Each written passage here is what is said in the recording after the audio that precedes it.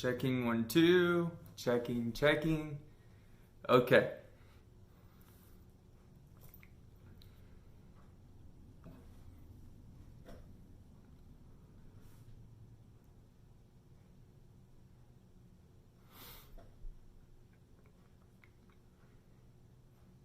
All right. Hello, everybody. I'd like to begin this very informal presentation on just going over this guideline that we was given on going over how our journey with this research paper and kind of how we formulated all of our sources together and just going over these general principles he said to talk about today. Okay, so to begin, the topic we wrote about. So the topic that I've wrote about is capitalism's effect on society, and also I went into how comparing it to other economic systems. So why did I choose this topic?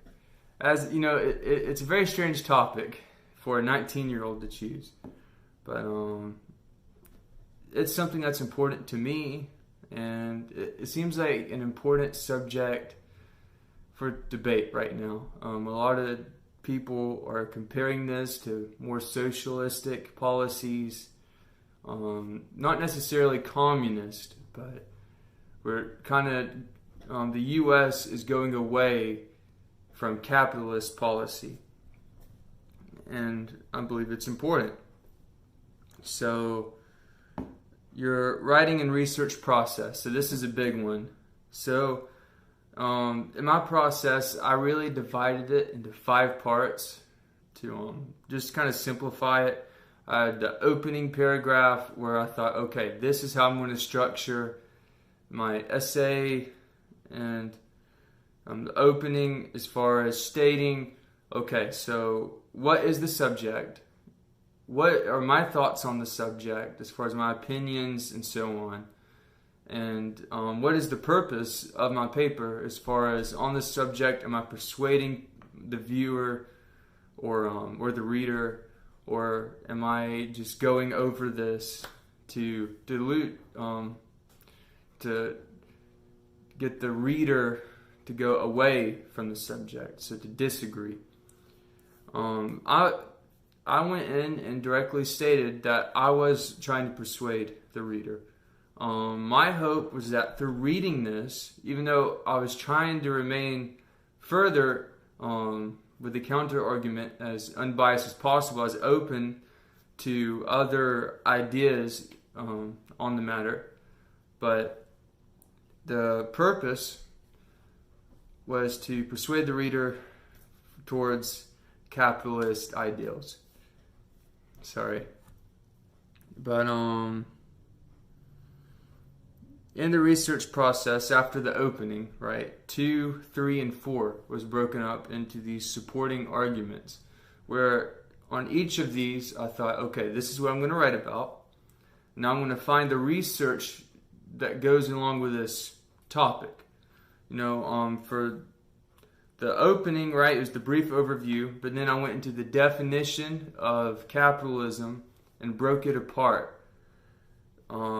And when I broke it apart, actually, that goes into logos, actually, as far as just a logical appeal. So I took apart capitalism, and I thought, okay, this is what it means by the definition. Now, what does that definition imply to capitalism? So I did that in the opening.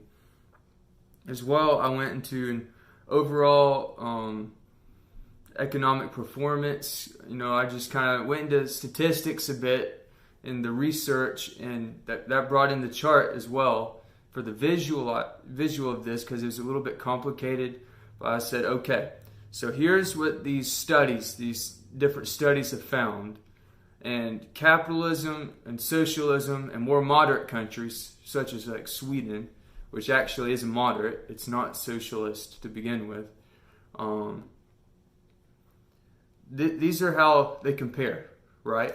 And it was found that capitalist countries, freer countries, right, where ownership was, I guess, more implied, for lack of better words coming to mind.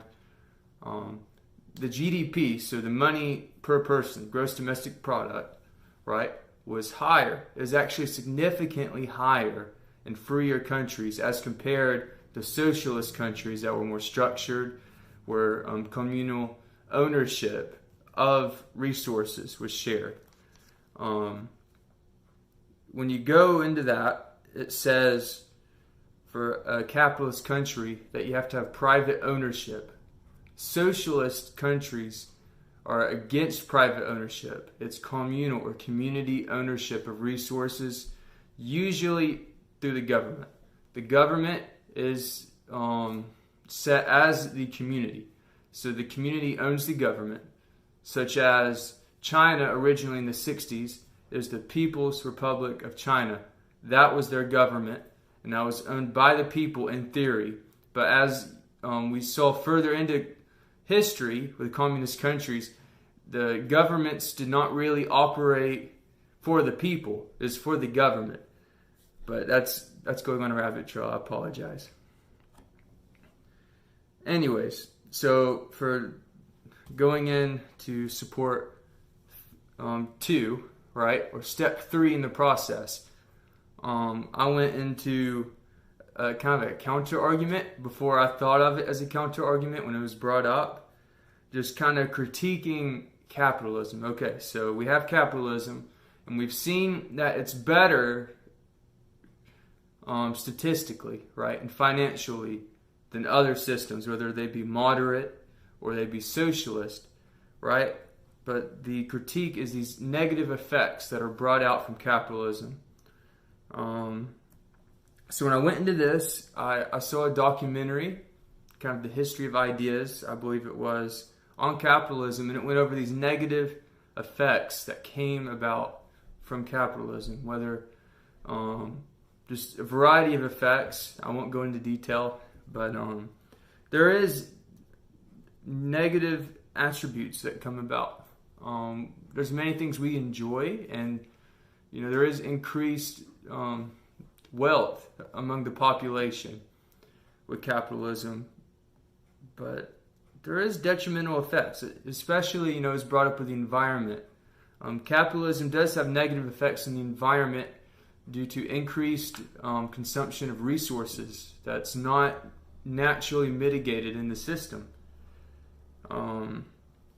Was one of the examples of these negative effects in the counter argument. But 3, so support 3, step 4 in the process, was the capitalist theory through psychology and sociology. And I also went into a quote from the literature of Karl Marx, which is one of the founders of socialist theory and communism.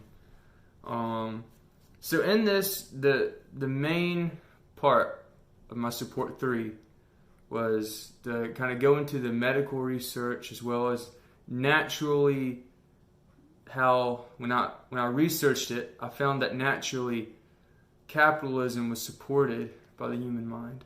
And I know it sounds far-fetched, but the studies in the paper support this, and you can look it up, all the work cited. And basically it said that the way the human mind is structured, that capitalism just fits the way we think and interact with people better. It's the standard of like natural human interaction. And when I went into it with the sociology, that's what it went into, is it encourages mutual cooperation, mutual benefit through cooperation, even with people you might disagree with. In the capitalist economy, the monetary incentive, or basically you're getting paid to work with people you don't like. And that is less evident in a social system. Socialist system, they tend to only deal with people they agree with. And that is found in capitalist systems, just to a much lesser extent. And when I went into this, also in the support theory, I went to Karl Marx's quote from his literature. And what that went into was it showed that the founder of socialist theory, he directly stated that for this to work, you have to change human nature. Human nature is capitalism. And if you want socialist theory to work, you have to change the way that people interact with one another, how we communicate, and how we deal with business. So that was 3. Support 3 and step 4. And then step 5 was my conclusion. And the conclusion was kind of last. And what it is, I tried to bring these topics together naturally and just conclude the overall paper and go in to state that my findings found that capitalism maybe is not the pure capitalism. I no longer think it's the best system after I researched all this, taking in the opposing viewpoints, but I think a middle ground is the best. You know, you have to have these socialistic ideals in a capitalist system to mitigate the negative effects. Pure capitalism causes detrimental effects to the environment. It can cause a widening wealth gap among people. And you have to mitigate these negative effects while harnessing the positive effects of capitalism.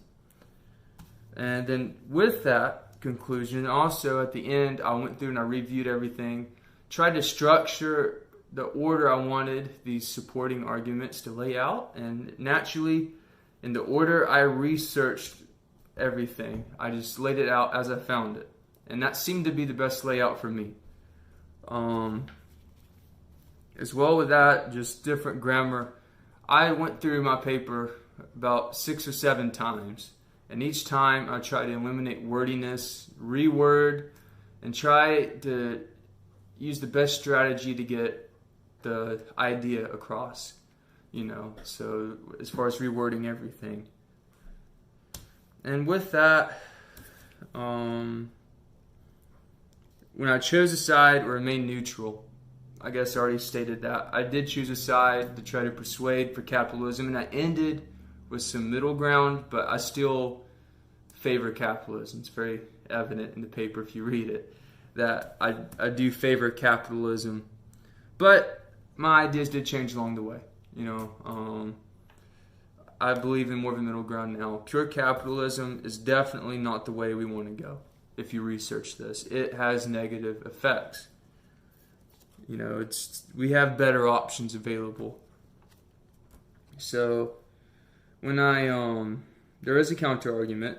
My 3 supports were the brief overview of the definition, economic performance, counter argument with critique of capitalism being second. Third was capitalist theory through psychology and sociology.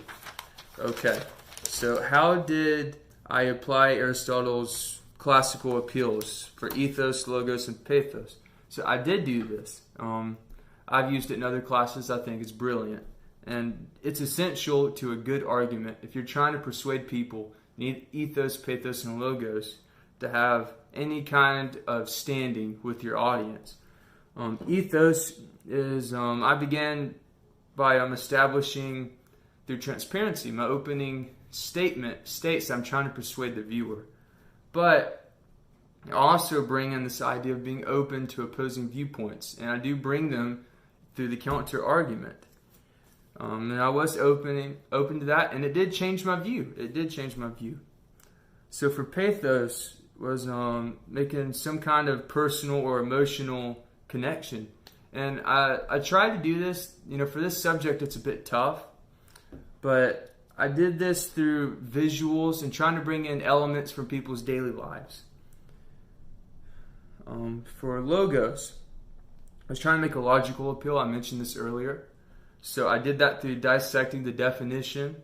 I made it through the argument in the end with psychology and evolutionary psychology and sociology, and with the quote from Karl Marx.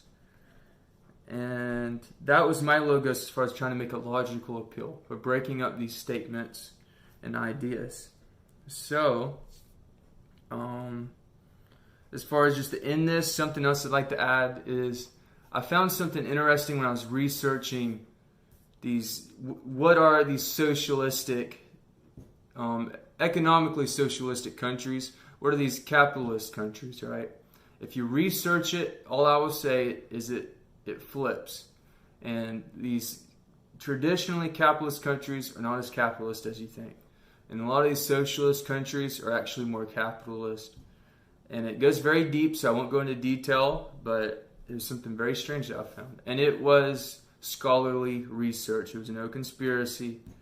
But yeah, and it found that the modern United States within the last 20 years has shifted very socialist. And it started in the Depression with good socialist policy, but it's moving slowly into a more extremist area. Anyways, thank you for listening to this. I know it's a bit long, and I hope all of your other papers are going well. Have a good day.